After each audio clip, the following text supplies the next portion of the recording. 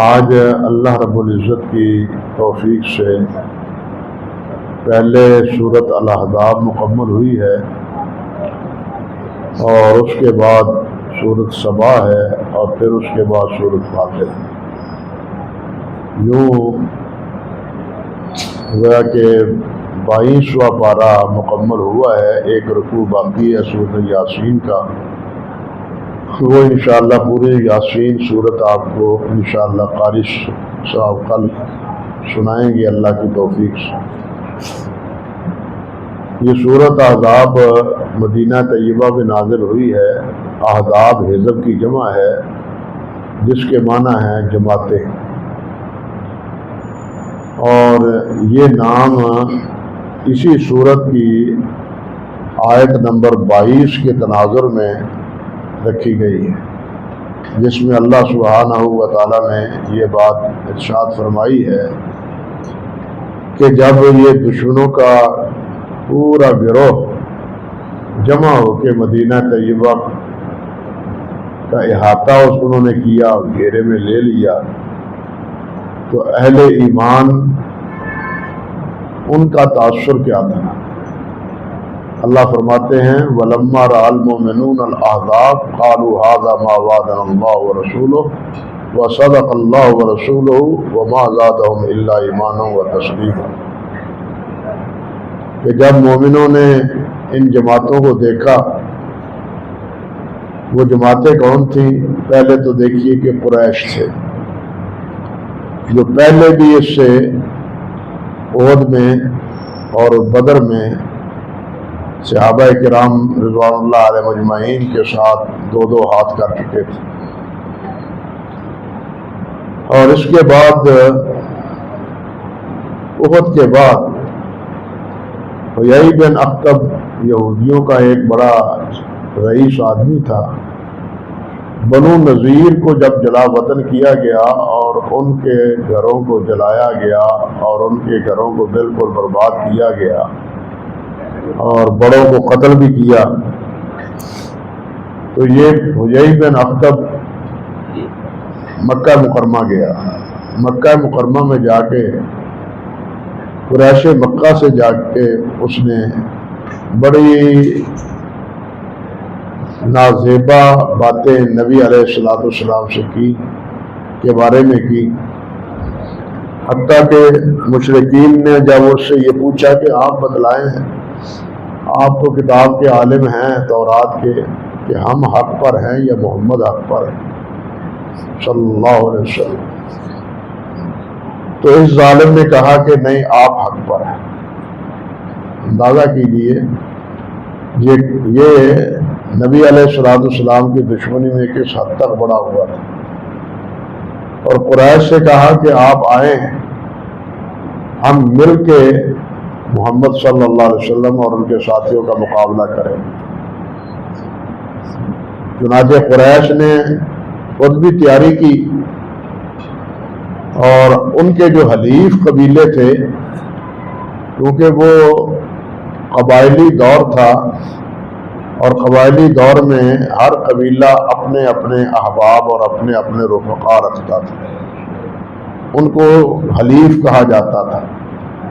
یعنی انہوں نے حلف لیا ہوا تھا ایک دوسرے کے تعاون کے لیے کہ اگر کوئی ہمارے اوپر حملہ آور ہو تو تم نے ہمارا ساتھ دینا ہے، دفاع کرنا ہے، اور اگر تمہارے اوپر اگر کوئی حملہ آور ہو تو ہم نے ان کا دفاع کرنا ہے اور آپ کا ساتھ دینا.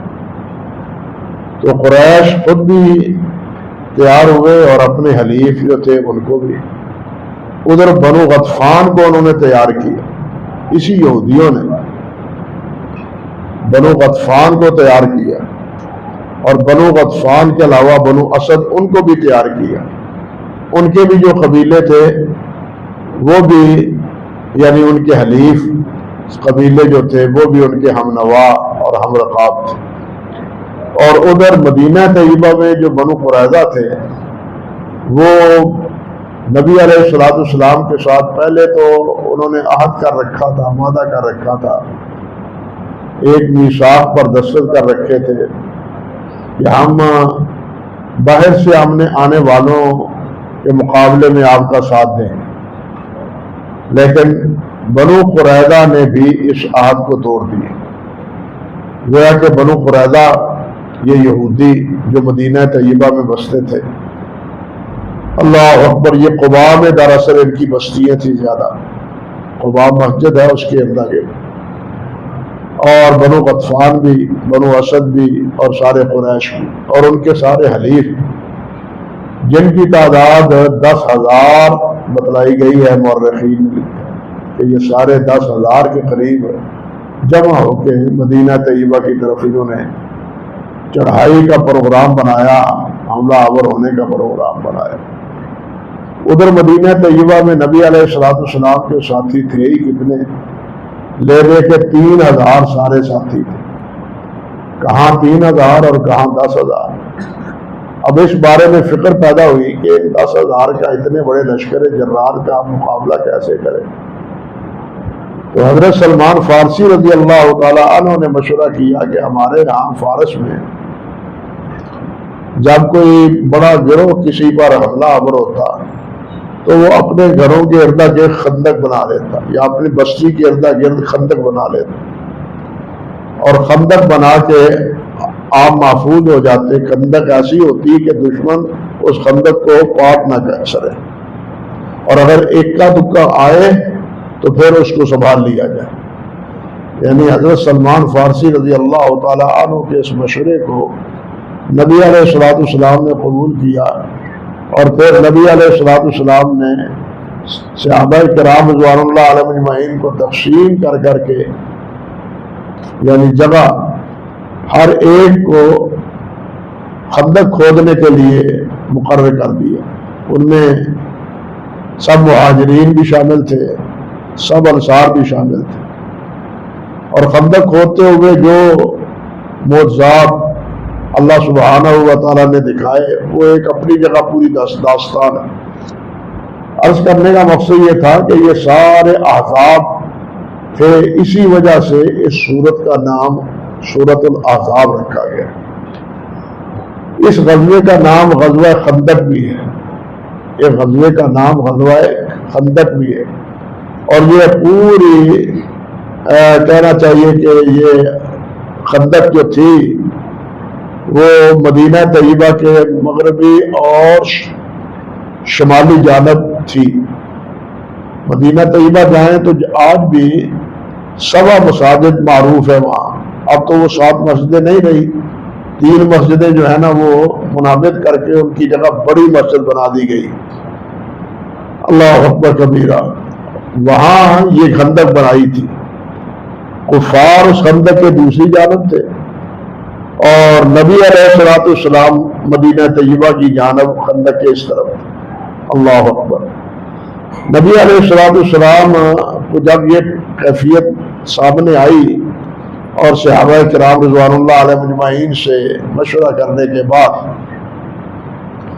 یہ خندق کھودی اور آپ محفوظ ہوئے اللہ کے فضل و کرم سے. بعض دفعہ جو اپنے آپ کو مشرکین بڑا بہادر اور بڑا ہی جری سمجھتے تھے، انہوں نے جرأت کر کے آگے بڑھ کے خندق کو پاٹنے کی کوشش کی، لیکن وہ خندق میں ہی دھر لیے گئے، آگے بڑھ نہ سکے. یہ کیفیت تھی اس خندق میں. اللہ اکبر کبیرہ. اسی لیے سورت کی بالکل ابتدا میں اللہ سبحانہ و تعالیٰ نے یہ بات اپنے نبی علیہ السلام سے فرمائی ہے، یا ایھا النبی اتق اللہ ولا تطع الکافرین والمنافقین ان اللہ کان علیم حکیما واتبع ما یوحی الیک من ربک ان اللہ کان بما تعملون خبیرا وتوکل علی اللہ وکفی باللہ وکیلا. اللہ اکبر کبیرہ. انہی سارے حالات سے اللہ باخبر ہے کہ مستقبل میں کیا ہونے والا ہے اور کیا تیاریاں ہو رہی ہیں. تو اللہ سبحانہ و تعالیٰ اپنے حبیب علیہ السلام سے پہلے فرماتے ہیں اتق اللہ، آپ ہمیشہ اللہ سے ڈریں. کافر 10,000 کی تعداد میں ہو تو آپ کے دل میں ان کا خوف نہیں ہونا چاہیے، میرا خوف ہونا چاہیے، میرا ڈر ہونا چاہیے. کافر جتنی ہی تعداد میں کیوں نہ ہو، اللہ سے ڈرے ہمیشہ.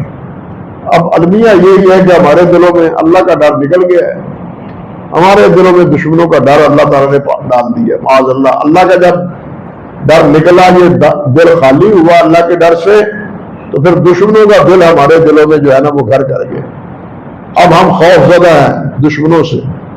اللہ ذو الجلال فرما رہے ہیں کہ اے میرے نبی اللہ سے ڈرو، وَلَا تُطِعِ الْكَافِرِينَ وَالْمُنَافِقِينَ، کافروں اور منافقوں کی تابعداری نہ کرو، ان کی کوئی پرواہ نہ کرو۔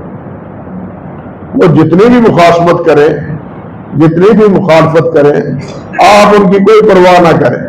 ان اللہ کان علیما حکیما، اللہ ذو الجلال ہی سب کچھ جاننے والا ہے، اور اللہ ذو الجلال کا ہر حکم اور ہر فیصلہ حکمت پر مبنی ہے۔ ساتھ فرمایا وَاتَّبِعْ مَا یوحیٰ اِلَیْکَ مِن رَبِّکَ، بس آپ اس کی پیروی کریں جو اللہ تعالیٰ آپ کی طرف وحی کرتا ہے، اس کی تابعداری کریں، کسی کی کوئی بات نہ مانیں۔ ان اللہ کان بما تعملون خبیرا، جو تم عمل کرتے ہو اللہ سبحانہ و تعالیٰ اس سے خوب باخبر ہے۔ وتوکل علی اللہ وکفی باللہ وکیلا، فرمایا توکل کرو اللہ پر، اپنی حد تک دفاع کے لیے ساری کوشش کرو، جس طرح اللہ نے دوسرے مقام پر فرمایا وَإِدُّوا لَهُم مَّا اسْتَطَعْتُم مِّن قُوَّةٍ وَمِن رِّبَاطِ الْخَيْلِ، حد استطاعت اپنے تدبیر روبروئے کار لاؤ۔ یعنی یہ ایک توکل کے منافی نہیں ہے۔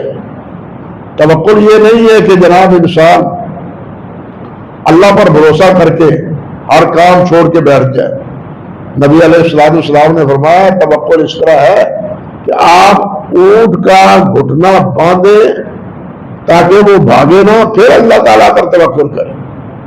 یعنی اپنی حد تک تدبیر کرنی چاہیے، اپنی حد تک کوشش کرنی چاہیے، لیکن اپنی کوشش اور اپنی تدبیر کو فیصلہ کن نہیں سمجھنا چاہیے۔ فیصلہ اللہ وحدہ لا شریک کا ہے۔ ہمارے سارے معاملات اسی دائرے میں ہونے چاہیے۔ کاروبار ہے تو وہ بھی، دفاع ہے تو وہ بھی، تجارت ہے تو وہ بھی، زراعت ہے تو وہ بھی، صحت ہے تو وہ بھی، علاج معالجہ ہے تو وہ بھی، یعنی ہر معاملے میں فیصلہ توکل کرنا کس پر ہے؟ اللہ پر، لیکن علاج کرنا ہے، محنت کرنی ہے، کوشش کرنی ہے، لیکن اس کو انجام تک پہنچانا یہ اللہ رب العزت کا کام ہے۔ یہ اللہ ذو الجلال کے اختیار میں، انسان کے اختیار میں یہ بات نہیں ہے۔ یہاں بھی اللہ سبحانہ و تعالیٰ یہی بات ارشاد فرما رہے ہیں وَتَوَکَّلْ عَلَى اللَّهِ وَكَفَى بِاللَّهِ وَكِيلًا، اور آپ اللہ پر توکل کریں، اللہ ہی کافی ہے تمہارے لیے، تمہارا کارساز، تمہاری قسمتیں بنانے اور سنوارنے والا، تمہاری بگڑی بنانے والا وہ کون ہے؟ اللہ وحدہ لا شریک۔ اس صورت میں مومنوں کے بارے میں یہ آداب کا جو واقعہ ہے، اللہ اکبر کبیرہ، اس میں ایمان والوں کے ایمان کا کو اللہ تعالیٰ نے بہت سراہا ہے، بڑی تعریف کی۔ آپ اسی صورت کو پڑھیں نا تو تھوڑا سا آگے جا کے اللہ سبحانہ و تعالیٰ نے یہ بات ارشاد فرمائی ہے، اللہ اکبر کبیرہ، کہ یہ جو آپ کے ساتھی ہیں، نبی علیہ السلام کے ساتھی صحابہ کرام رضوان اللہ علیہ مجمعین، فرمایا وہ ہیں وہی جو آیت جو پہلے میں نے عرض کی تھی وَلَمَّا رَأَى الْمُؤْمِنُونَ الْأَحْزَابَ قَالُوا هَذَا مَا وَعَدَنَا اللَّهُ وَرَسُولُهُ وَصَدَقَ اللَّهُ وَرَسُولُهُ وَمَا زَادَهُمْ إِلَّا إِيمَانًا وَتَسْلِيمًا، تو اتنا لشکر جرار دیکھ کے ان کے دلوں میں کوئی خوف پیدا نہ ہوا، بلکہ انہوں نے کہا کہ ہمیں تو پہلے نبی علیہ السلام نے خبردار کیا تھا کہ ایک لشکر تمہارے خلاف تیار ہو رہا ہے۔ جب ہم نے اس لشکر کو دیکھ لیا تو ہمارے ایمان میں اور اضافہ ہوا کہ اللہ کے رسول نے جو فرمایا وہ بالکل سچ فرمایا، وہ بالکل سچ فرمایا۔ اللہ فرماتے ہیں من المؤمنین رجال صدقوا ما عاهدوا الله عليه فمنهم من قضى نحبه ومنهم من ينتظر وما بدلوا تبدیلا۔ اللہ، یہ ہے صحابہ کرام رضوان اللہ علیہ مجمعین کی ثابت قدمی، اور یہ ہے ان کا اعزاز۔ اللہ فرماتے ہیں من المؤمنین رجال، مومنوں میں سے کچھ وہ بھی ہیں صدقوا ما عاهدوا الله علیہ، جنہوں نے اس عہد کو پورا کر دیا، پکے رہے جو انہوں نے عہد اللہ سبحانہ و تعالیٰ اور اللہ کے رسول سے کیا تھا۔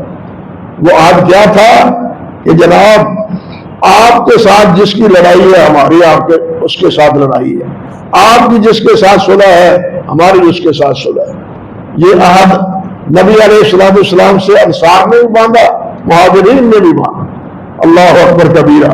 تو اللہ فرماتے ہیں صدقوا ما عہد اللہ علیہ، انہوں نے سچ کر دکھایا۔ نبی علیہ السلام کے ہمیشہ پابرکاب رہے۔ فَمِنْهُمْ مَن يَنتَظِرُ فَمِنْهُمْ مَنْ قَضَىٰ نَحْبَهُ وَمِنْهُمْ مَن يَنتَظِرُ، ان میں سے بعض وہ ہیں جن کا فیصلہ ہو چکا، یعنی جنہوں نے اس عہد کو پورا نبھاتے ہوئے اس دنیا سے شہادت کا مرتبہ پا لیا، اور ان میں سے وہ بھی ہیں من ينتظر جو اس انتظار میں ہے کہ ہماری باری کب آتی ہے، ہمیں یہ شہادت کا مرتبہ اور یہ شہادت کا مقام ہمیں کب میسر آتا ہے۔ وَمَا بَدَّلُوا تَبْدِيلًا، اور بالکل کچھ بھی ان میں تبدیلی نہ آئی، یعنی جو عہد انہوں نے کیا اس عہد پر قائم رہے، اس عہد میں انہوں نے کوئی تبدیلی نہیں کی۔ نبی علیہ السلام سے جو عہد اقرار کیا تھا اس عہد اقرار کو انہوں نے پورا کیا۔ یہ احزاب کے موقع پر گویا کہ یہ غزوہ احزاب 5 شوال کو ہوا ہے، 5 شوال کو، اس وقت یہ اللہ ذوالجلال والاکرام کی طرف سے شہادت ہے۔ اس کے بعد اللہ سبحانہ و تعالی ازواج مطہرات کا تذکرہ بھی کرتے ہیں، اور وہ بھی بات سمجھنے والی۔ اللہ ذوالجلال والاکرام نے اپنے نبی علیہ السلام سے فرمایا، جس وقت یہ بنو نذیر فتح ہوئی ہے نا، تو اللہ ذوالجلال نے اس وقت مال دیا۔ صحابہ ازواج مطہرات جن کا عالم یہ تھا، جس طرح کہ خود حضرت عائشہ رضی اللہ تعالیٰ عنہ فرماتی ہیں کہ کئی دن تک ہمارے گھر میں چولہا نہیں جلتا تھا، آگ نہیں جلتی تھی، کھجور اور پانی سے ہم وقت گزارتے تھے۔ بلکہ وہ ارشاد فرماتی ہے، صحیح بخاری کی روایت ہے کہ نبی علیہ السلام نے 3 دن پوری زندگی گندم کی روٹی 3 دن مسلسل کھا کے نہیں دیکھی، ایک دن ملی دوسرے وقت نہ ملی، پانی پیا اور کھجوریں کھائی۔ یہ نبی علیہ السلام کی زندگی تھی۔ بلکہ نبی علیہ السلام تو دعا کیا کرتے تھے، اللہم احیینی مسکینا وامتنی مسکینا، یا اللہ مسکین بنا کے مجھے زندہ رکھ اور مسکین بنا کے مجھے فوت کر۔ اللہ اکبر۔ صحابی نے پوچھا، حضور یہ کیا مسئلہ ہوا؟ آپ نے فرمایا یہ اس لیے کہ یہ مساکین قیامت کے دن عمراس کے 40 سال پہلے جنت میں جائیں گے۔ یہ جو آج فقراء ہیں، یہ مساکین ہیں، یہ غریب ہیں، اس لیے میں تو اللہ سے یہی دعا کرتا ہوں کہ میں ان مساکین میں ہوں جو سب سے پہلے، اور آپ تو سب سے پہلے جنت میں جائیں گے۔ ہمارا ایمان ہے، آپ نے بتلایا بھی ہے، بلکہ جنت کا دروازہ کھلوائیں گے بھی آپ جنت کا دروازہ کھٹکھٹائیں گے اور دربان پوچھے گا من کون؟ نبی علیہ السلام فرمائیں گے کہ میں محمد صلی اللہ علیہ وسلم۔ تو وہ فرشتہ آگے سے کہے گا کہ مجھے حکم ہی یہ دیا ہے کہ یہ دروازہ اس وقت کھولنا ہے جب محمد آئے صلی اللہ علیہ وسلم۔ محمد رسول اللہ صلی اللہ علیہ وسلم سے پہلے کوئی جنت کا دروازہ کھٹکھٹانے کی جرت بھی نہیں کرے گا۔ یہ اکرام ہے، اعزاز ہے سید الانبیاء حضرت محمد رسول اللہ صلی اللہ علیہ وسلم۔ اللہ اکبر۔ یعنی قیامت کے دن سب سے پہلے شفاعت بھی آپ کی، سب سے پہلے اللہ ذوالجلال کے ساتھ ہم کلامی کا شرف بھی آپ کا، اور سارے انبیاء کرام علیہ السلام وہ نبی علیہ السلام کے جھنڈے حمد کے نیچے، یہ سارے اکرامات ہیں جو اللہ ذوالجلال نے پیارے پیغمبر علیہ السلام کو آخرت میں عطا فرمائیں گے۔ اللہ اکبر کبیرہ۔ اور دراصل اگر سوچیں تو یہ جو شفاعت کا مقام ہے نبی علیہ السلام کا، کہ سب سے پہلے آپ شفاعت کریں گے، حالانکہ سارے انسان پہلے آدم علیہ السلام کے پاس جائیں گے، نوح علیہ السلام کے پاس جائیں گے، اللہ اکبر، حضرت ابراہیم علیہ السلام کے پاس جائیں گے، حضرت موسیٰ اور بالآخر حضرت عیسیٰ علیہ السلام کے پاس جائیں گے، لیکن سب جواب دے دیں گے اور سب کہیں گے کہ الیوم غضب ربی لم یغضب قبل وما بعد۔ آج اللہ ہمارا اتنا ناراض ہے کہ اتنا ناراض نہ اس سے پہلے کبھی ہوا ہے نہ بعد میں ہوگا۔ ہم میں یہ سخت نہیں ہے کہ ہم اللہ سبحانہ و تعالیٰ کے ساتھ بات کریں، سب جواب دے دیں گے۔ عیسیٰ علیہ السلام رہنمائی کریں گے کہ محمد کے پاس جاؤ صلی اللہ علیہ وسلم. وہ اور مسند امام احمد کی روایت کے الفاظ ہے فَإِنَّهُ خَاتَمُ النَّبِيِّينَ کہ وہ خاتم النبیین ہیں، نبیوں کی مہر ہیں. اللہ اکبر. اور فرماتے ہیں کہ اس وقت تک تو برتن سے پانی نہیں نکلتا جس وقت تک مہر نہ توڑی جائے. برتن کے اوپر مہر لگا دی جائے نا تو پانی نہیں نکلتا، نہ نکل سکتا ہے. فرماتے ہیں کہ یہ مہر لگی ہوئی ہے خاتم النبیین کی، محمد رسول اللہ صلی اللہ علیہ وسلم کی.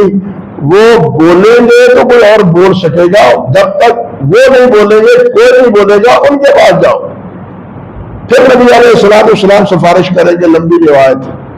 یہ دراصل بتلانا ہے پوری انسانیت کو، ہمیں تو بالخصوص امت کو اعزاز کے طور پر، اور پوری امت کو، ماننے والوں یا نہ ماننے والوں. آج نہیں مانتے نہ مانو، لیکن ایک وقت آئے گا کہ تم محمد کی عظمت کو مانے بغیر تمہارا کوئی فیصلہ ہی نہیں ہوگا.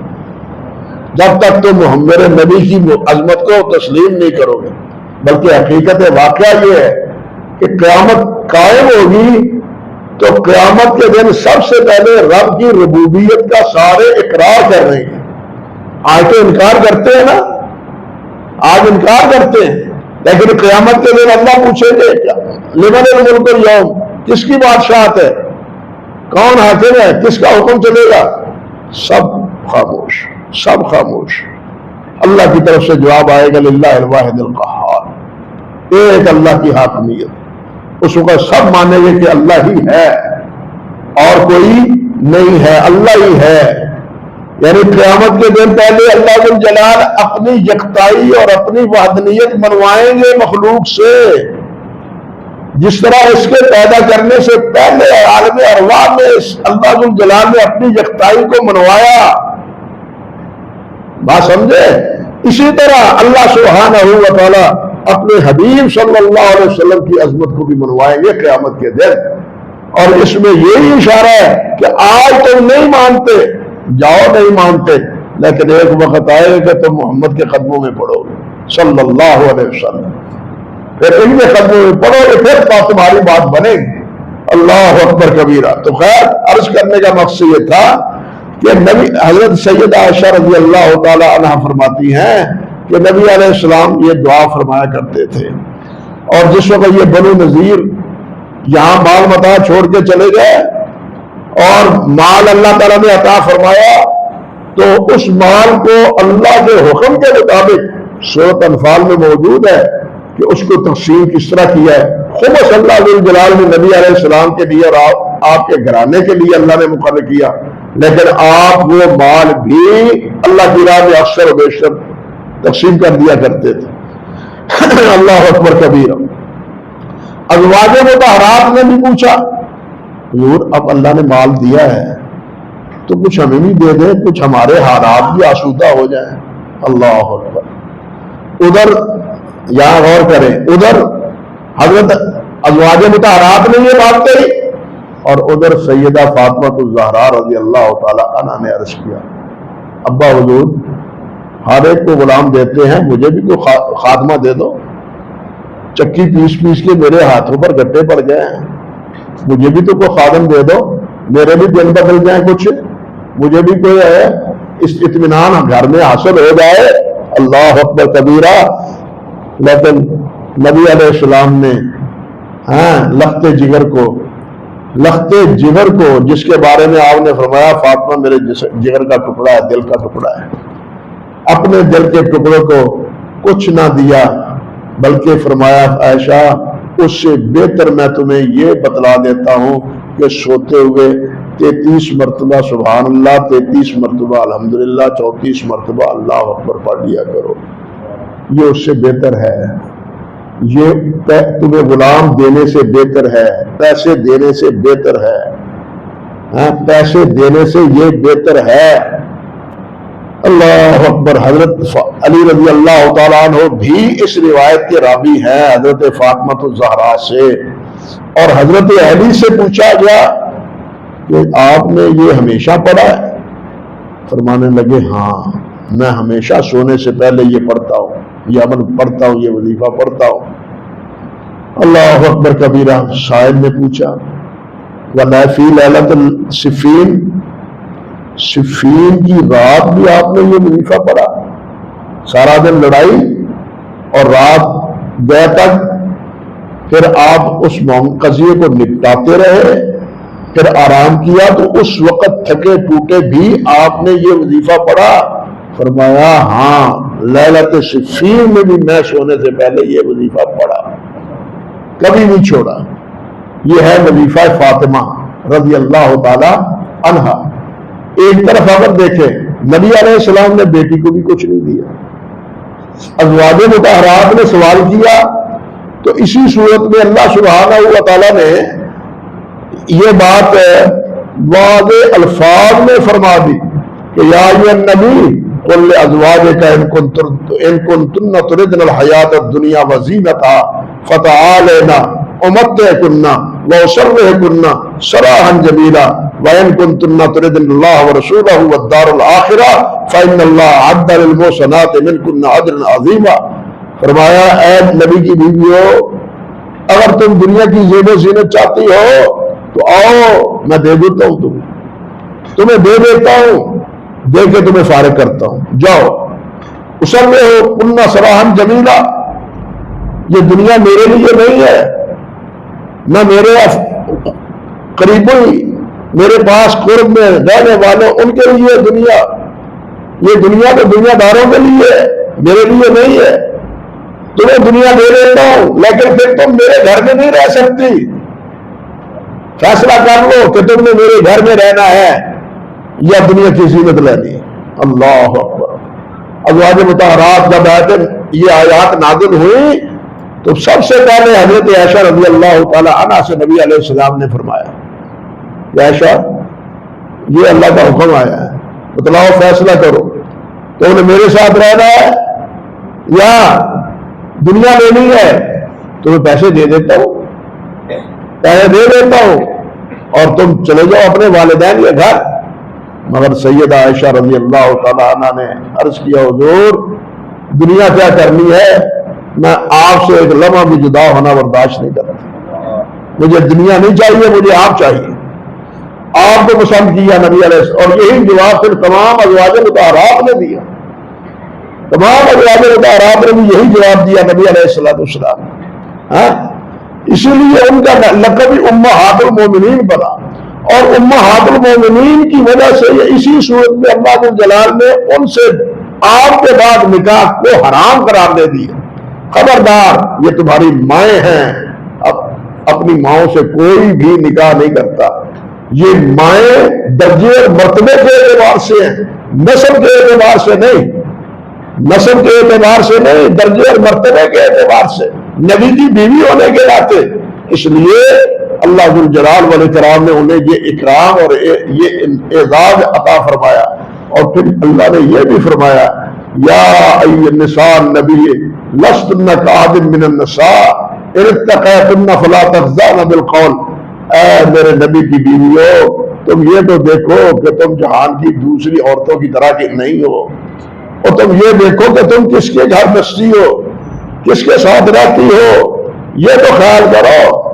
اللہ اکبر کا وَقَرْنَا فِي بُيُوتِكُنَّ وَلَا تَبَرَّجْنَ تَبَرُّجَ الْجَاهِلِيَّةِ وَأَقِمْنَا الصَّلَاةَ وَآتِينَا الزَّكَاةَ وَأَطِيعْنَا اللَّهَ وَرَسُولَهُ وَإِنَّمَا يُرِيدُ اللَّهُ لِيُذْهِبَ عَنكُمُ الرِّجْسَ أَهْلَ الْبَيْتِ وَيُطَهِّرَكُمْ تَطْهِيرًا۔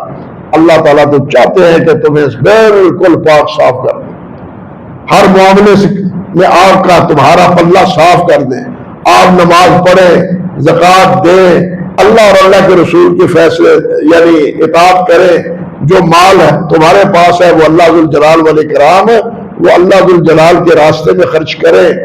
حضرت سیدہ عائشہ رضی اللہ تعالی عنہ، اللہ اکبر، ایک دفعہ غالباً یاد آتا ہے مجھے، حضرت معاویہ رضی اللہ تعالیٰ عنہ نے تقریباً 50,000 کے قریب درہم بھیجے خدمت گزاری کے لیے، تو حضرت عائشہ رضی اللہ تعالیٰ عنہ نے شام ہونے سے پہلے سارے کے سارے تقسیم کر دیے۔ حضرت عمر فاروق رضی اللہ تعالیٰ عنہ 12,000 روزی مقرر کرتے تھے سالانہ، اور وہ سارے کا سارا اسی طرح اللہ کی راہ میں خرچ کر دیتی تھی. اور خادمہ یہ بھی بتلاتی کہتی کہ بسا اوقات اللہ اکبر کہ اماں جی کچھ گھر کے لیے ہی رکھ دیتی, آپ نے تو سب کچھ ہی لٹا دیا, آپ نے تو سب کچھ ہی دے دیا, کچھ گھر کے لیے بھی رکھ لیتی. نبی حضرت عائشہ فرمایا کرتی رضی اللہ تعالیٰ عنہ کہ ہمیں جو حکم ملا ہے ہم تو اسی کی پابندی کرتے ہیں, ہمیں یہی محبوب ہے کہ جو پڑا ہے وہ اللہ کی راہ میں چلا جائے. یہ ہے اللہ کے حکم کی فرمانبرداری کا نتیجہ. اور اسی وجہ سے اللہ پاک فرماتے ہیں کہ اللہ تمہیں پاک صاف ہر معاملے سے پاک صاف کرنا چاہتے ہیں, اور اللہ نے کیا بھی واقعتاً کیا. اللہ اکبر کبیرہ. اور پھر اس صورت میں یہ بھی دیکھیے کہ معاشرتی بعض مسائل ان کا بھی تذکرہ کیا اسی صورت میں. مثلا عرصہ دراز سے یہ بات چلی آ رہی تھی کہ جس کو منہ بولا بیٹا کہا جاتا تھا وہ حقیقی بیٹے کے قائم مقام ہوتا تھا. حضرت زید بن حارثہ یہ غلام تھے نبی علیہ السلام کے, اور ہبہ کیا تھا حضرت خدیجہ الکبریٰ رضی اللہ تعالی عنہا نے. انہیں بکتے بقائے یہاں مکہ آئے اور انہوں نے آپ کی خدمت کے لیے وقف کر دی حضرت خدیجہ رضی اللہ تعالی عنہا. اور ادھر والدین ڈھونڈتے پھرتے ہیں ہمارا بیٹا پتہ نہیں کہاں ہے. باپ اور چچا دونوں آئے, تلاش کرتے کرتے کرتے مکہ مکرمہ تک پہنچے. انہیں پتا چلا کہ زید بن حارثہ ہمارا بیٹا جو ہے نا وہ تو محمد کا کیا ہے صلی اللہ علیہ وسلم ان کا غلام ہے, ان کا خدمت گزار ہے. تو انہوں نے نبی علیہ السلام سے مطالبہ کیا کہ زید ہمیں دے دیں, بیٹا ہمیں ہمارا بیٹا ہے دے دو. نبی علیہ السلام نے فرمایا وہ زید بیٹا ہے, میرے کوئی انکار نہیں, میری کوئی رکاوٹ نہیں, میرا کوئی مطالبہ نہیں, یہ لے جاؤ, یہ لے جانا چاہتا ہے. باپ نے کہا چلو بیٹا ہمارے ساتھ. تو وہ کہنے لگا میں محمد رسول اللہ کو چھوڑ کے تمہارے ساتھ نہیں جا سکتا. تب سے زید بن محمد کہا جانے لگا, ان کو زید بن محمد کہا جانے لگا. لیکن اسی صورت میں اللہ ذو الجلال نے فرمایا ادعوہم لآبائہم, ان کو ان کے والدین کے نام پر پکارو.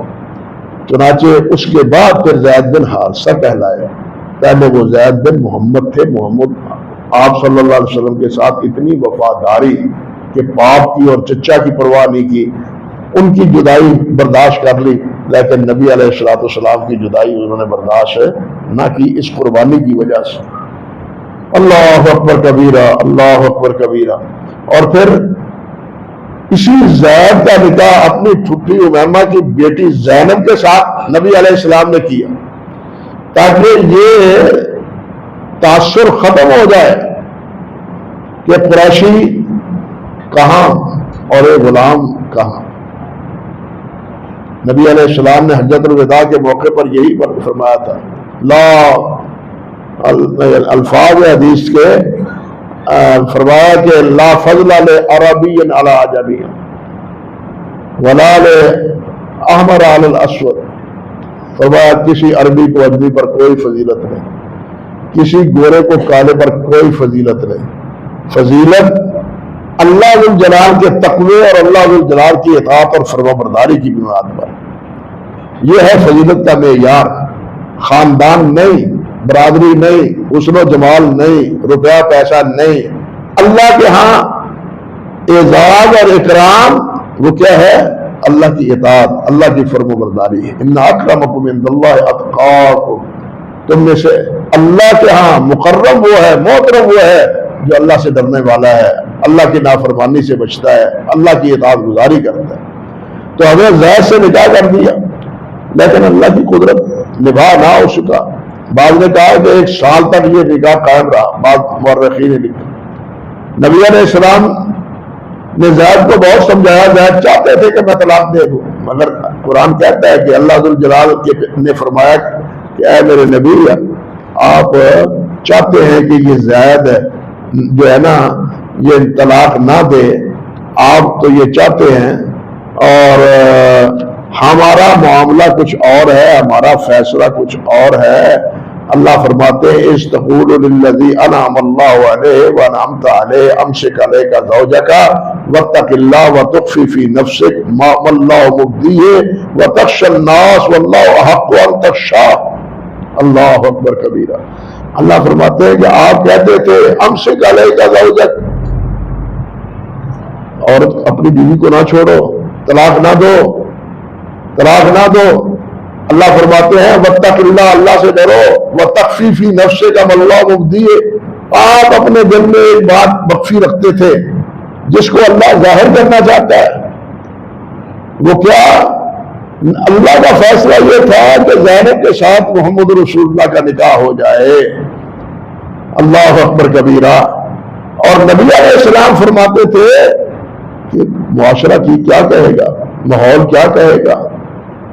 صدیوں سے یہ روٹین چلی آ رہی ہے، صدیوں سے، کہ متبنہ جو ہے اس کی بہو وہ سگے بیٹے کی بہو شمار ہوتی تھی. لوگ کیا کہیں گے کہ بیٹے کی بہو سے نکاح کر لیا محمد نے صلی اللہ علیہ وسلم. اصل میں ماحول کی مخالفت بہت مشکل ہوتی ہے. ماحول کی، برادری کی، خاندان کی، والدین کی مخالفت بہت مشکل ہوتی. کہنا آسان ہے مخالفت. آج بہت سے عیسائی قبیلے ایسے ہیں جو اسلام قبول کرنا چاہتے ہیں لیکن ماحول میسر نہیں ہے انہیں. ماحول میسر نہ ہونے کی وجہ سے وہ بیچارے کہتے ہیں کہ ہم تو ہر ایک سے کٹ کے رہ جائیں گے، کہاں جائیں گے. آج یہ چیز ہمارے ہاں رکاوٹ کا باعث بنی ہوئی ہے غیر مسلموں کے مسلمان ہونے سے. تو خیر نبی علیہ السلام اس بات کو سمجھتے تھے لیکن اللہ ذو الجلال فرماتے ہیں کہ میں تو کچھ اور سمجھتا ہوں. اللہ سے ڈرو، اللہ حق واللہ احق ان تخشاہ. فلما قضى زید منها وطرا زوجناکها لکی لا یکون علی المؤمنین حرج فی ازواج ادعیائہم. فرمایا جس وقت انہوں نے فارغ کر دیا تو ہم نے زینب کا نکاح آپ سے کر دیا. حضرت زینب سیدہ رضی اللہ تعالی عنہ فخر کیا کرتی تھی کہ تمام کا نکاح ان کے والدین نے نبی علیہ السلام سے کیا کروایا ہے اور میرا نکاح آسمان پر اللہ سبحانہ و تعالی نے کیا ہے. اللہ نے فرمایا، اللہ نے فیصلہ دیا ہے قرآن مجید بنا کے. اور یہ کس لیے؟ ساتھ یہ ماں کا، یہ کیوں کہ یہ اللہ کا فیصلہ ہے، یہ اللہ کا فیصلہ ہے. اور یہ کام کیوں ہوا؟ اس لیے کہ یہ مخالفت اور یہ مخالفت اور مخالفت یہ برداشت اگر کوئی کر سکتا ہے تو وہ اللہ کا رسول اور اللہ کا نبی کر سکتا ہے.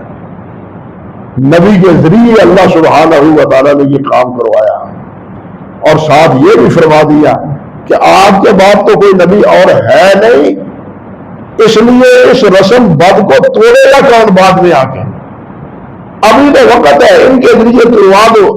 یہ بری رسم آپ کے ذریعے، آپ کے واسطے سے توڑوا دو. زید کے ساتھ نکاح ہو جائے تاکہ یہ معاملہ جو صدیوں سے چلا آ رہا تھا وہ ختم ہو جائے.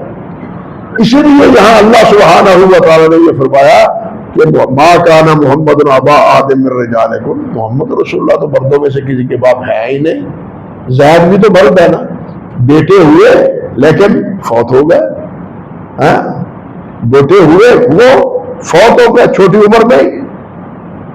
اور اللہ سبحانہ و تعالیٰ نے اسی لیے فرمایا کہ مردوں میں سے کسی کی آپ باپ نہیں ہیں بلکہ کیا ہے؟ ولکن رسول اللہ، اللہ کے رسول ہے اور خاتم النبیین ہے. وکان اللہ بکل شیء علیما، اللہ ہر چیز کو جانتا ہے. اللہ کا یہ فیصلہ پورے علم کی بنیاد پر ہے اور اللہ کا یہ فیصلہ علم اور حکمت پر مبنی ہے. اس طرح اس واقعے کو اللہ ذو الجلال نے ذکر فرمایا. پھر اللہ نے یہ حکم دیا ہے کہ اللہ کو باقصد یاد کرو. پھر نبی کے گھر میں دعوت ہو تو کھانا کھانے کے بعد وہاں بیٹھے ہوئے باتیں نہ شروع کر دیا کرو بلکہ کھانا کھانے کے بعد فارغ ہو. فَإِذَا طَعِمْتُمْ فَانْتَشِرُوا، جب کھانا کھا لو پھر چلے جاؤ. یہ حکم نبی علیہ السلام کے لیے ہی نہیں ہے، سب کے لیے ہے. بھائی گھر والوں نے خود بھی کھانا ہوتا ہے، گھر والوں نے سامان کھانے پینے کا جو ہوتا ہے اس کو سمیٹنا بھی ہوتا ہے. اگر آپ وہاں ڈیرا لگا کے بیٹھ جائیں تو پھر تو وہ گھر والے شاید تراویح بھی نہ پڑھ سکے. اس لیے چاہیے یہ کہ اگر افطاری وہ کروا ہی لیں تو پھر آپ افطاری کرنے کے بعد جلد آپ اپنے اس مجلس کو برخاست کریں, گھر کو جائیں تاکہ وہ بھی تراویح پڑھیں اور آپ بھی نماز پڑھ سکیں. ہاں جی, یہ مسئلہ بھی معاشی طور پر معاشرتی طور پر نبی علیہ السلام کے ذریعے اللہ سبحانہ و تعالیٰ نے فرمایا. پھر اسی طرح یہ بھی اللہ آپ کا بھلا کرے کہ معاشرتی طور پر نبی علیہ السلام نے ازواج مطہرات کے ذریعے کہ گھر کے اندر کسی کی اجازت کے بغیر, گھر والے کی اجازت کے بغیر داخل نہیں ہو سکتی, اور باہر نکلنا ہے تو حجاب اور پردے کی صورت میں نکلنا ہے. غیر محرم سے بات کرنی ہے تو پردے کی اوٹ میں تم نے بات کرنی ہے. ہاں جی, اسی طرح ازواج مطہرات کے بارے میں دوسرے حقوق جو ہیں ان کا ذکر بھی اسی صورت آداب میں اللہ سبحانہ و تعالیٰ نے بیان فرمایا. اور پھر اسی نسبت سے نبی علیہ السلام پر اللہ ذوالجلال والاکرام نے درود شریف پڑھنے کا بھی حکم دیا کہ میرے نبی, میں خود اپنے نبی پر رحمت نازل کرتا ہوں اور میرے فرشتے بھی مجھ سے نبی پر رحمتوں کی دعائیں کرتے ہیں, تو ایمان والو تم بھی اللہ میرے نبی پر رحمت کی دعا کرو. اور پوچھا نبی علیہ السلام سے کہ کیسے دعا کریں, تو آپ نے یہی جواب فرمایا, یوں کہو اللہم صلی علی محمد وعلی آل محمد کما صلیت علی ابراہیم. یہ جو ہم نماز میں درود شریف پڑھتے ہیں یہ درود شریف نبی علیہ السلام نے سکھایا. تو اللہ نے جو فرمایا تھا نا یا ایھا الذین آمنوا صلوا علیہ وسلموا تسلیما, صحابہ کرام نے پوچھا قد عرفنا السلام, حضور سلام کو تو ہم سمجھ گئے, دو حکم ہے نا یہاں, صلو علیہ وسلموا تسلیما, ایک صلات کا ایک سلام کا. صحابہ نے پوچھا قد عرفنا السلام, جناب ہم نے سلام کو تو پہچان لیا. اب المیہ یہ ہے کہ صحابہ نے سلام پہچان لیا, لیکن اسی سے جو آج مروجہ سلام بنا لیا گیا ہے, ہر اعلان کے وقت بھی, ہر اذان کے وقت بھی, شہری کے اعلان کے وقت بھی, افطاری کے اعلان کے وقت بھی, جو سلام بنا لیا گیا ہے وہ تو سلام ایسے محسوس ہوتا ہے, اللہ معاف فرمائے, جیسے یہ کیا ہوتا ہے اعلیٰ مکبرۃ الصوت ہے, یہ کیا ہے سپیکر, یہ اس کا ٹیسٹ کہ یہ آواز آتی ہے یا نہیں آتی. اب یہ سلام تو ایسا محسوس ہوتا ہے کہ ٹیسٹ کا ذریعہ بن گیا ہے, یعنی اعلان کرنا ہے تو اس سے پہلے بھی, اذان کرنی ہے تو اس سے پہلے بھی, تب اذان نماز کے وقت ہونا قریب ہونا ہے تو اس سے پہلے بھی, اور فوجی کا اعلان ہونا ہے تو تب اس سے بھی پہلے. یعنی یہ کیا مذاق ہے. اب کیا ہے جی سلام پڑھتے ہیں, صحابہ کہتے ہیں قد عرفنا السلام, ہم نے سلام پہچان لیا. وہ کیا ہے, السلام علیکہ ایھا النبی ورحمۃ اللہ. نماز میں پڑھتے ہیں یا نہیں, السلام علیکہ ایھا النبی ورحمۃ اللہ, یہ ہے سلام, قد عرفنا السلام. اور نبی علیہ السلام سے جب ملتے السلام علیکہ یا رسول اللہ, السلام علیکہ یا رسول اللہ. اب بھی روضہ اقدس پر جائے تو لوگوں نے تو بہت سے کلمات بنا رکھے, لیکن وہاں بھی صحیح یہی ہے السلام علیکہ ایھا النبی ورحمۃ اللہ وبرکاتہ. یعنی جو سلام اللہ نے سکھایا ہے, اللہ کے نبی نے سکھایا ہے, آپ کی حیات طیبہ میں سکھایا ہے, تو آپ کی حیات طیبہ کے بعد بھی وہی سلام ہے. باقی تو مصنوعی ہیں, اپنے بنائے ہوئے, اپنے من پسند ہیں, لیکن اللہ کے نبی کی پسندیدہ کلمات وہ کون سے ہیں دیکھنا تو یہ ہے. لیکن ہم نے اس کو تقسیم کر رکھا ہے, انا للہ و انا الیہ راجعون. دو چیزیں ہیں, سلام, ہم نے سلام پہچان لیا تو کیفا نصلی, سلام کیسے پڑھے, اور ایک روایت میں کیفا نصلی فی صلاتنا یا رسول اللہ, نماز میں سلام کیسے پڑھے. سلام تو ہم نے پہچان لیا, تو آپ نے فرمایا قولوا اللہم صلی علی محمد وعلی آل محمد. یہ جو سلام ہم درود شریف ہم نماز میں پڑھتے ہیں اللہ اکبر کبیرہ, تو اس کا بھی حکم دیا. اور سورت کے اختتام پر اللہ سبحانہ و تعالیٰ نے وہ دو آیات ذکر کی ہیں جو اکثر و بیشتر نبی علیہ السلام نکاح کے خطبوں میں اور خطبات حاجہ میں آپ تلاوت فرمایا کرتے تھے. یہ عموماً 4 صورتیں ہیں, 4 آیتیں ہیں, 4 آیتیں ہیں, جن میں 2 آیتیں یہ ہیں. या अय्युहल्लज़ीना आमनु तक़ुल्लाह वक़ूलू क़ौलन सदीदा युस्लिह लकुम अमालकुम वयग़फ़िर लकुम ज़ुनूबकुम वमन युति'ल्लाह व रसूलहु फ़क़द फ़ाज़ फ़ौज़न अज़ीमा। निकाह में तो बिलखुसूस और बाकी मामलात में भी फरमाया क्या है, ईमान वालों अल्लाह से डरो, क़ूलू क़ौलन सदीदा, पक्की बात करो, कच्ची बात ना किया करो, हाँ, कच्ची बात ना किया करो, हीले बहाने की बात ना किया करो, तरखाने की बात ना करो, जो बात करो वो सच्ची करो। हम सच्ची बात तो ऐसी करते हैं, हाँ, किसी का कुछ देना हो ना तो हम देंगे, या वादा करते हैं वो भी करते हैं, साथ कह देते हैं इंशाअल्लाह, इंशाअल्लाह, दिल में क्या अल्लाह चाहेगा। अब ये इंशाअल्लाह तशकीक के तौर पर, बहाने के तौर पर, ढाल के तौर पर हमने बना लिया, जिसको हमें यकीन के तौर पर अदा करना चाहिए था। हमारी बेखबरीयत कह लें या बेइल्मी कह लें या हीला साजी कह लें इसको, ये जो भी कहेंगे इंशाअल्लाह इंशाअल्लाह, हाँ, वो हमारे कुछ भाई, और नहीं तो फिर इरादा ही कर लो, वो इरादा ही इंशाअल्लाह करेंगे, वो इरादा इंशाअल्लाह ऐसा ही होता है वो भी, इन्ना लिल्लाहि व इन्ना। हमने तो इसको ढाल बना लिया है अपने झूठ के लिए, अपने आप के बचाव के लिए, लेकिन अल्लाह ने क्या फरमाया, क़ूलू क़ौलन सदीदा, पक्की बात कहो, पुख्ता बात कहो, और उससे फिरो ना। या अय्युहल्लज़ीना आमनु तक़ुल्लाह वक़ूलू क़ौलन सदीदा युस्लिह लकुम अमालकुम व यग़फ़िर लकुम ज़ुनूबकुम, तुम्हारे तमाम मामलात दुरुस्त हो जाएंगे और अल्लाह तुम्हें माफ़ी फरमा देगा। कितना फायदा है। वमन युति'ल्लाह व रसूलहु, जो अल्लाह और अल्लाह के रसूल की इताअत करता है, फरमाया फ़क़द फ़ाज़ फ़ौज़न अज़ीमा, वो बहुत बड़ी कामयाबी पा लेता है। ये है सूरत अहज़ाब। उसके बाद है सूरत सबा। सूरत सबा भी मक्की है और इसमें भी तौहीद ही का जिक्र है। सूरत सबा में भी तौहीद का जिक्र है, बिलखुसूस हज़रत सुलेमान और हज़रत दाऊद और मलका कौम सबा, इनके अल्लाह ज़ुल जलाल वल इकराम के सामने इताअत और फर्माबरदारी का, और मलका सबा का बिलाखिर उनकी तबाही और बर्बादी का, कि ये वो भी एक मलका थी यमन की, हाँ, उसने नाफरमानी का रास्ता इख्तियार किया, अल्लाह ज़ुल जलाल ने सफ़ा हस्ती से उन्हें मिटा दिया। और ये थे जिनको अल्लाह ज़ुल जलाल ने ज़मीन पर ऐसी तमक्कुनत अता फरमाई कि ऐसी बादशाहत अल्लाह ज़ुल जलाल ने किसी को नहीं दी, लेकिन ये अल्लाह के हुजूर इताअत गुजार थे, अल्लाह के फर्माबरदार थे, अल्लाह के इताअत गुजार थे।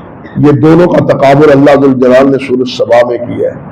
और सूरत फातिर भी मक्की है, और इस सूरत फातिर में भी अल्लाह सुब्हानहू व तआला ने अक्सर और बेशतर तौहीद का ही तज़किरा किया है, बल्कि तौहीद का ऐसे अल्फाज से जिक्र किया है कि सिर्फ एक आयत है, मैं चाहता हूँ कि उसको आपके सामने रखूँ, जो अगर सामने नजर आ जाए तो, जिसमें अल्लाह सुब्हानहू व तआला ने बड़े ही प्यारे अंदाज से और बड़े ही हतमी अंदाज से एक बात इरशाद फरमाई है, लेकिन हमें वो बात बिल्कुल समझ नहीं आती। अल्लाह हमें समझ अता फरमाए। अल्लाह ज़ुल जलाल वल इकराम ने ये बात अपने प्यारे पैगम्बर सल्लल्लाहु अलैहि वसल्लम से ये बात कही है, वल्लज़ीना तदऊन मिन दूनिही मा यमलिकून मिन क़ित्मीर इन तदऊहुम ला यस्मऊ दुआकुम वलौ समिऊ मस्तजाबू लकुम व यौमुल क़ियामत यकफुरूना बिशिरकिकुम वला युनब्बिउका मिस्लु खबीर। ये सब सिर्फ तर्जुमे पर इक्तिफा करता हूँ। फरमाया वल्लज़ीना तदऊन मिन दूनिही मा यमलिकून मिन क़ित्मीर, इससे पहले ज़ालिकुमुल्लाहु रब्बुकुम लहुल मुल्क व सख्खर अश-शम्स वल क़मर कुल्लुन यजरी लिअजलिन मुसम्मा ज़ालिकुमुल्लाहु रब्बुकुम लहुल मुल्क। ये है तुम्हारा रब जिसने आसमान, सूरज, चांद सबको मुसख्खर कर रखा है। अल्लाह के हुक्म से ये तैर रहे हैं, अल्लाह के हुक्म से तैर रहे हैं ये, और हर एक अपने वक्त मुकर्रर तक ये तैरते रहेंगे। फरमाया ये है तुम्हारा रब, ज़ालिकुमुल्लाहु रब्बुकुम लहुल मुल्क, उसी की बादशाह, उसी का हुक्म चलता है, बादशाह वो है। वल्लज़ीना तदऊन मिन दूनिही, और जिनको तुम अल्लाह के अलावा पुकारते हो, मा यमलिकून मिन कितमीर, वो कितमीर के मालिक नहीं है। اور کسی اور بڑی چیز کتمیر کس کو کہتے ہیں؟ کھجور کے گٹلی کے اوپر جو باریک سا چھلکا ہوتا ہے اس کو کتمیر کہتے ہیں. بعض نے کہا ہے کہ گٹلی کے اوپر جو چھوٹا سا ایک سوراخ قسم کا ہوتا ہے کتمیر اس کو کہتے ہیں. اتنے حصے کے بھی کوئی مالک نہیں ہے. یہ ساری بادشاہت تو اللہ کی ہے. جن کو تم پکارتے ہو وہ کس چیز کے مالک ہیں؟ پھر فرمایا ان تدعوہم لا یسمعوا دعاءکم، اگر تم ان کو پکارو تو وہ تمہاری دعا سنتے ہی نہیں. ولو سمعوا بالفرض، سن لے مستجابوا لکم، تمہاری امیدیں پوری نہیں کر سکتے. یوم القیامت یکفرون بشرککم، اور قیامت کے دن وہ تمہارے شرک کا انکار کریں گے. وہ تمہارے شرک کا انکار کریں گے جیسے حضرت عیسیٰ علیہ السلام انکار کریں گے. سورۃ مائدہ پڑھے آخری رکوع، عیسیٰ علیہ السلام سے کہا جائے گا انت قلت للناس اتخذونی وأمی الہین من دون اللہ، تو عیسیٰ علیہ السلام کہے ما یکون لی ان اقول ما لیس لی بحق، یا اللہ جس کا مجھے حق ہی نہیں تھا وہ میں کیسے کہہ سکتا تھا؟ میں نے کچھ نہیں کہا ہے، میں تو یہی کہتا رہا ان اعبدوا اللہ ربی و ربکم، اس کی عبادت کرو جو میرا بھی رب ہے اور تمہارا بھی رب ہے. سب انکار کر دیں گے آج جن کی پرستش ہو رہی ہے، جن کو پوجا جا رہا ہے، جن کی نظر و منت مانی جا رہی ہے، سب انکار کر دیں گے. اللہ فرماتے ہیں وَلَا يُنَبِّئُكَ مِثْلُ خَبِيرٍ، خبیر پوری طرح واقف وہ کون ہے؟ اللہ. ایسی خبر اس کے علاوہ اور کوئی نہیں دے سکتا. قیامت کی خبر کوئی اور دے سکتا نہیں. نہ یہ کوئی دے سکتا ہے کہ یہ پوری کر دے. اللہ کہتے ہیں نہیں کر سکتا. اب ہم کہتے ہیں کر سکتا ہے. بھائی سچا کون ہے؟ ہم سوچ رہے ہیں اگر ہم کہیں کہ اللہ کہے وَلَوْ سَمِعُوا مَسْتَجَابُوا لَكُمْ، اگر سن لے تو وہ پوری نہیں کر سکتے، تمہاری مراد پوری نہیں کر سکتے، مراد نہیں بر لا سکتے. نہیں جی سب کچھ یہاں سے ملتا ہے ہمیں. تو دونوں میں سچا کون ہے؟ ہم نے کس کو سچا سمجھا؟ کس کو جھوٹا کہا؟ کوئی خدا کا خوف ہے ہی نہیں ہمارے دلوں میں. اللہ فرماتے ہیں وَلَا يُنَبِّئُكَ مِثْلُ خَبِيرٍ، جو خبیر ہے جاننے والا ہے اس جیسی کوئی خبر اور دے سکتا نہیں. خبر رکھنے والا وہی ہے، اسی کو پتا ہے کہ پوری کرنے والا کون ہے، اور اسی کو پتا ہے کہ یہ سن بھی سکتے ہیں یا نہیں، اسی کو پتا ہے کہ یہ جواب بھی دے سکتے ہیں یا نہیں، اسی کو پتا ہے کہ یہ کسی چیز کے مالک ہیں یا نہیں. اس نے تو نفی کر دی کہ وہ کتمیر کے بھی مالک نہیں ہیں، ہم ان کو سب کچھ مالک بنا رہے ہیں، ہر چیز کا مالک بنا رہے ہیں. اللہ فرماتے ہیں کتمیر کے مالک نہیں ہیں، چھڑکے کے مالک نہیں ہیں. انا للہ و انا الیہ راجعون. اللہ اس قسم کی برائیوں سے ہمیں بچائے. اور آگے بھی یہی سلسلہ سورت کے بعد آگے چلتا ہے، اور آخر میں تو اللہ ذو الجلال نے یہ بات وارننگ کے طور پر گویا کہ فرمائی. اللہ اکبر وَلَوْ يُؤَاخِذُ اللَّهُ النَّاسَ بِمَا كَسَبُوا مَا تَرَكَ عَلَى ظَهْرِهَا مِن دَابَّةٍ. یہ جو شرک و کفر کرتے ہیں نا، اگر اس پر اللہ مواخذہ کرے تو زمین پر انسان کیا کوئی انسان جو کوئی جانور باقی نہ رہے. جو یہ کرتے ہیں نا شرک کفر کرتے ہیں، اگر اس پر مواخذہ اللہ کرے تو انسان ہی نہیں، ما ترک علی ظہرہا من دابہ، زمین کے اوپر کوئی جانور بھی نہ زندہ رہے. حدیث میں آتا ہے نبی علیہ السلام نے ارشاد فرمایا مجھ سے بڑا صابر کوئی نہیں ہے، مجھ سے بڑا صابر کوئی نہیں ہے. حضرت ابو موسیٰ اشعری رضی اللہ تعالیٰ عنہ کی روایت ہے صحیح مسلم میں کہ اللہ سنتا ہے، اللہ یہ سنتا ہے، کیا سنتا ہے؟ کہ اتخذ اللہ ولدا، اللہ نے بیٹا بنایا ہے، اللہ نے بیٹا بنایا ہے. اللہ یہ سنتا ہے لیکن پھر بھی صبر کرتا ہے، پھر بھی ان کو رزق دیتا ہے، پھر بھی ان سے درگزر کرتا ہے. اللہ سے بڑا صابر اور کوئی نہیں ہے. یہی بات یہاں فرمائی ہے ایک دوسرے اسلوب میں کہ جو کچھ یہ کہتے ہیں، اللہ نے سورۃ مریم کے اختتام پر فرمایا کہ یہ جو لوگ کہتے ہیں نا کہ اللہ نے بیٹا بنایا، تقاد السماوات یتفطرن وتنشق الارض منہ، قریب ہے کہ آسمان پھٹ جائے اور یہ زمین بھی شق ہو جائے اور پہاڑ بھی ڈھہ پڑے، گر پڑے اس ایک کرنے کی وجہ سے کہ ان اللہ اتخذ ولدا، کہ اللہ نے بیٹا بنایا، اللہ کا کی اولاد ہے. یہ ایک جملہ ایسا ہے کہ پوری نظام کائنات کو برباد کرنے کے لیے کافی ہے. لیکن اللہ سبحانہ و تعالی ہر بات پہ مواخذہ نہیں کرتے. اللہ سے بڑا صابر کوئی نہیں ہے، اللہ سے زیادہ درگزر کرنے والا نہیں ہے.